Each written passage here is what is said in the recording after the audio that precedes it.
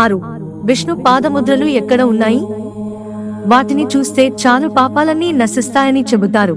గయ ప్రాంతంలో సాక్షాత్తు శ్రీ మహావిష్ణువే పితృదేవతగా నివసిస్తున్నాడు. ఇక్కడ ఆయనను విష్ణుమూర్తిగా కాకుండా గదాధరుడుగా పూజిస్తారు. అంతేకాకుండా ఈ నేలపై శ్రీ మహావిష్ణువు పాదముద్రలు ఉన్నాయట. అవి చూస్తే చాలు పాపాలన్నీ నశిస్తాయని చెబుతారు. హిందూ మతంలో పితృ రుణాన్ని అతి ముఖ్యమైన రుణంగా పరిగణిస్తారు. కాబట్టి పిల్లలు తప్పని సరిగా పితృ రుణాన్ని చెల్లించాలని చెబుతారు. గయలో పిండ ప్రదానం చేస్తే 108 వంశాల పూర్వీకులు 7 తరాల వరకు మోక్షం పొందుతారని నమ్మకం. గయలో పిండ ప్రదానం చేయాలనుకునే వారి కోసం 3 ప్రదేశాలు ఉన్నాయి. వీటిలో ఎక్కడైనా పిండ ప్రదానం చేయాలి. ఇక విష్ణుమూర్తి పాదముద్రలు వచ్చేసి విష్ణు పాద ఆలయంలో ఉంటాయి. పిండ ప్రదానం చేసిన అనంతరం ఫాల్గు నదిలో తర్పణం వదులుతారు.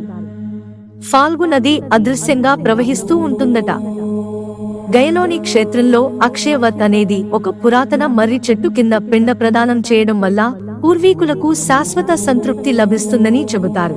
మిత్రులారా, ఛానల్ సబ్స్క్రైబ్ చేసుకోవడం మర్చిపోకండి. ధన్యవాదాలు.